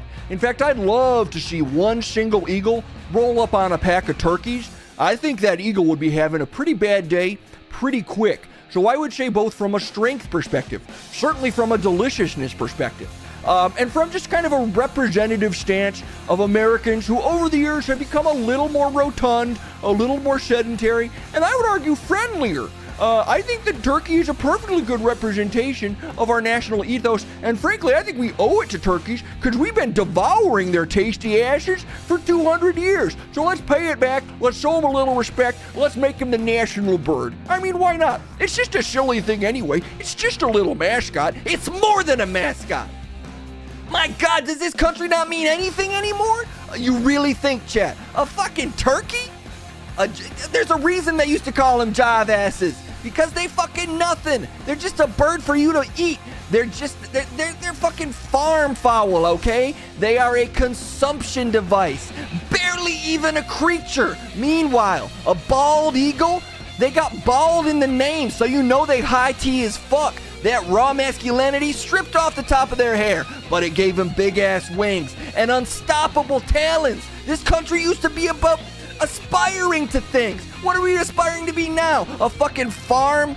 A factory farmed Thanksgiving treat that makes you sleepy? You know what happens when you eat bald eagle meat? You fucking gain 6 inches of raw dick. God damn it. How is that possible? What do you mean? What's possible? The fact that I won? You're unbelievable. Oh my God. No one is surprised. I'm not surprised at all. Guess who's the turkey tonight? Me? I will start my own country with the bald eagle as my representative. It'll just be me and my best friend, Eaglor. Eaglor, that's the best you can do. I hate to have to defect, but I swear to God, Chad, if we make the turkey the national bird, everyone will defect to Munchtopia. We'll have to take over the entire eastern seaboard, and probably the western. We'll only leave you the Midwest. You're going to lose a lot of the Patriots if you take over the Midwest. I'll probably take the whole country. If the powers that be make the turkey the national bird, everyone is defecting to my side of the fence. They will say, lead us, Munch. Lead us to the promised land. And don't lead us to a land where the promise of Munch is that the national bird is our fucking Thanksgiving lunch. They will say, give me a goddamn bald eagle. Spread your wings and fly straight to excellence, which is what I do every day. And I know you're playing. You have to be playing because there is no way you want a fucking turkey as your national bird. I think they love it. I think they love it. I think I win. You're crumbelievable. Oh. And I think that I can't. I think that honestly, I'm probably starting an unstoppable streak because that's 2 in a row. Spread the eagle. Why not spread the turkey? Oh. Maybe we make a turducken our national bird. Now you got 3 birds for the price of 1. You were not making a fucking online meme from 2016, our national bird. Well, to be clear, Munch, none of this affects anything. I don't have the power to make the turkey the national bird. This is a rhetorical exercise. If you could get that through your thick fucking skull, everything is just an exercise to you. You love rhetoric. Well, you know, you can't spell rhetoric without some of the words that are in historic, which is why every rhetorical argument is a historic argument, particularly when I'm involved. And I want the history to show that, unsurprisingly, you stole it. Don't steal my voice. You stole this like you always do. I definitely won outside of the fact that you cheated with your fucking vibrating jowls and your beady liar eyes. You stole it again. And honestly, I only let you do it because I don't care enough to stop you. I could stop you with the snap of my finger, but I'm just too busy being the fucking best. Honestly, you're showing a lot of forehead today. Or have you been losing hair? What? No? My hair's just powerful. You're showing a lot of forehead.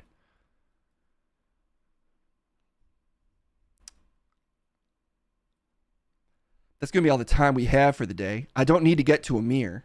I've never needed to get to a mirror. I barely even look in mirrors. I'm just letting you know that that's all the time we have. I just have to go. Just got to run for the day. I didn't lose. I've never lost. This man is stunned into silence next to me by my excellence as always. And I'll be back on the winning train. I'll be back tomorrow to win some. Oh wait, I'll be back on Friday to win some more. Actually, I need to update the score before we go. I'll need to update the score to give myself another point, putting me what? 20 points? Only 20 points down. Only 20 points.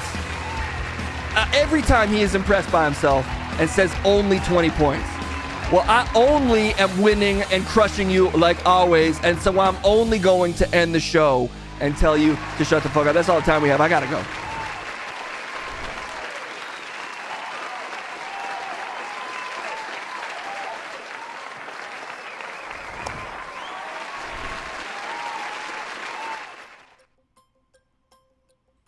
You know, if he stays 20 points away, statistically, he is gaining on Munch. Crumb is. So, I do think conceivably, eventually, Crumb could catch up. He's technically getting closer every time, even by just kind of staying even 20 points behind. He will someday have to progress past 50-50. But at the current rate of Crumb point growth, you could argue it's inevitable that he will catch up to Munch and unseat him. You could. I'm not saying that's what's happening. Just saying. I'm just wondering what would happen if/when that happens. It's just math. Could we see Munch just sort of pop like a pimple live on stream and die? I don't know. Is that a thing that humans can do? But is Munch human? I don't know. Okay. I'm going to try to hit 2 hours, meaning we have about 15 minutes left. What should we do for 15 minutes? Let's see. Well, I hit 2 hours, but I try not to count the 15-minute pre-show. Thank you so much, Stevie Loves You. All stream long, just absolutely bathing me in subs. Like a basted turkey, I'm buttered up and ready for the Loves You. Butt Munch. Butt Munch has never lost. That is going to be his new slogan. Butt Munch has never lost. DJ Music about a turkey? Sure, let's do some Thanksgiving songs. Let's let DJ Music. He didn't really get to do his own thing yesterday. So why not? Why not do a little music for the people? Daggett, thank you so much. 13 months. I never thought I would manage to stream for that long. You know, if you count the G4 days, I've been streaming for 2 years. But it would be a little hubristic of me to count that as my own streaming time. Let's send it over to music. Let's see what kind of turkey stories are circulating on the webs. And maybe he can music it up about some turkeys. Maybe we can even find a Thanksgiving track. What does Thanksgiving music even sound like? It's a DJ Music question, so I'll just pose that to him now. Anyway, it's time for DJ Music.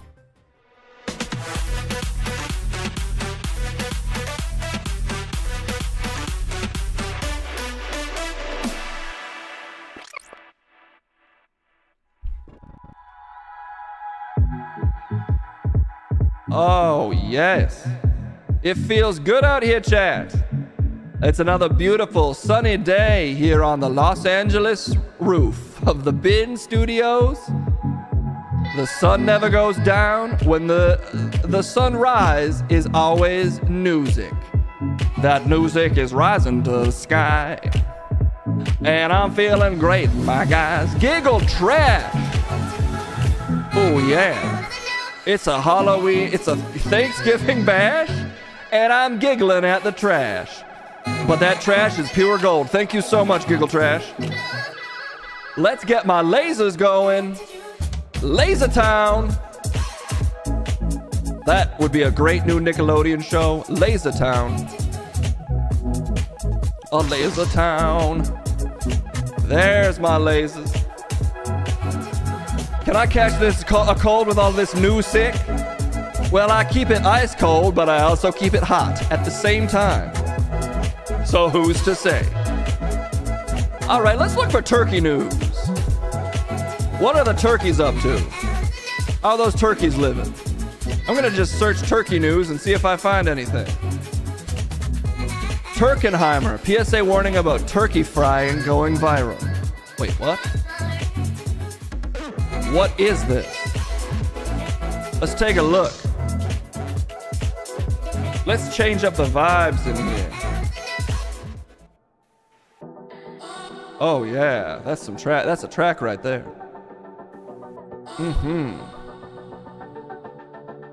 Turkenheimer warning. PSA about turkey frying goes viral. Okay, this is a video actually. This is a DJ Music first.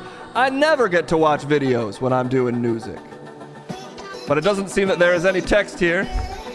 So let's pause the music for a second and attempt to watch it. We'll make it a DJ Music video with no music. Wait, is there about to be a fucking ad? No. That bad boy is ready. Who's calling who a bad boy? We humans are the ones who need public service announcements to teach us cook the turkey, not your home. Huh? The annual PSA from the Consumer Product Safety Commission was even put to music. A banger to drive home the dangers of deep frying turkeys. This is the coolest thing that could kill me ever. Combining two American favorites, explosions and turkey. Turkenheimer, someone dubbed it. A play on Oppenheimer, the name of one of the creators of the atomic bomb. The turkeys on TikTok are running wild. I want you to breathe in and breathe out. Jesus Christ. Tempting turkey breast compressions and injections of seasoning. Honestly, and because the times we living in, not even the turkey could be safe from getting vaccinated. So I injected it with this juice. A first-timer recorded his deep frying debut. And now we about to hit the Crisco Disco with this bad boy right here. But this Crisco Disco Inferno almost burned his hand. Get it unhooked, dude. I couldn't get it unhooked. Some do the turkey strut over the deep-fried taste. So what are some turkey What? frying tips? Thaw the turkey. Okay. Dry the turkey. Okay. Don't overfill the pot with hot oil. Keep away from structures. Keep away from structure. And if all this leaves you too chicken to deep fry a turkey, consider just wearing one. Jeannie Mose, CNN, New York. God damn. Okay. When Fido wants a... Man, I never knew. I never knew the damage you could do with a turkey. You know? Sometimes you think you're just having, it's all fun and games until a turkey explodes. Oh my God. This life I'm living, it's not even safe to eat turkey at Thanksgiving. Sometimes, when life's looking bleak, you just gotta grab a turkey, but make sure that you don't wet the beak. It's not a lie, that turkey was deep fried. A lot of people died, but the turkey was deep fried. It's not a lie, the turkey was deep fried. A lot of people died, but the turkey was deep fried. It's getting hard. It's getting harder. Sometimes I wish that my heart could be pardoned.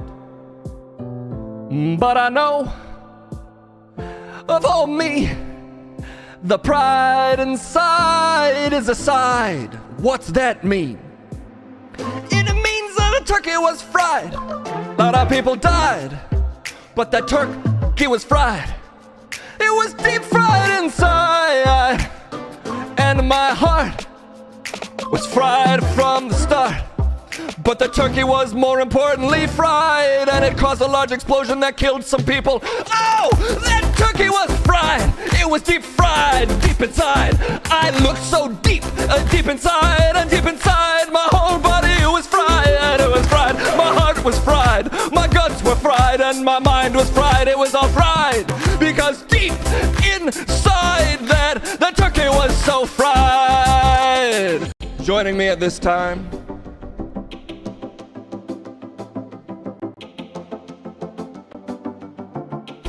it's me, I'm a turkey. Look up, I'm a dancing turkey. I'm getting crazy out here. I never stopped partying. I love to party. I'm a dancing turkey. And I just want to say this. I was fried. I'm a turkey that was fried. But I never really lost my pride, because my pride lives inside. You can take out my giblets, but my pride, you can't kill it, because at the end of the day, the turkey lives okay. The turkey flies away, even though I can't fly. And that's what I wanted to say. I'm a turkey. I never will stop dancing. The love is real. The turkey is real. And I'm a real turkey. Peace. Wow. That was a beautiful, man. You know, sometimes you're deep fried inside, but you never lose your pride, and the turkey was fried, and a lot of people died. But out here, honestly, we're just kind of fucking partying. Woo! My penis might have just set on fire, but honestly, I'm feeling Thanksgiving inspired. The smoke is coming from my coke. Okay, I'll put out my dick. That is the stream, as always a dream, and I wanna give a shout out to the whole chat team. I mean, shit, can you believe it? Whatever the service, Case is now streaming on it. That's, my God, it's a multi-stream dream, meaning that now Case is spreading all of his cream. But before we're done, let's have a little fun and find a good friend that we can raid, son. Alright, that's it. We saw the turkey get fried and there was it. Let's go, we're raiding for show. It's time to raid. goddamn show. Okay, here we go. I'm feeling so lean, meaning tomorrow I'm gonna have to eat up my whole dream. And by that I mean it's time to end the stream. And we're ending it by rating our friend Bruce Green. Let's go. Let's keep in the flow. And once again we use the rhyme of show. It's end, but it's not an endle. Case needs to go look at furniture with Kendall. That's it. Raid Bruce Grain and lock it in. Shit. And that's all. That means I'll sing us out with a roll call. Okay. Bueller? Nah. That ain't who I'm calling Huey Kueller. We ain't done. We singing out to our friend Paragon, the Jamaican Dragon. And of course, you know it's true that I'm DJ Music and ICB loves you. And yeah, I ain't Maddie. I'm calling out our number one boy into daddy. Yeah, yeah. I'm out of music, man. That never happens. I'm out of music, and that means I gotta end the stream. But we'll roll call more names next time I'm out here. Thank you all so much. That was a fun one. Oh shit, my fucking penis is on fire again. It's coming from the side because my dick's laying in that direction. Buzz indeed. Bruce is queued up and ready to go. Have a beautiful rest of your Wednesday. We'll be back early tomorrow with the Rise and Music Sun to do a little Macy's Day Parade, not sing along, but cast along. It'll be Kendall, probably Tim Lamphere, if you remember him, and Case, calling it out. 8 a.m., that's PT. We'll see you tomorrow. Enjoy some Bruce Green. Bye-bye, everybody.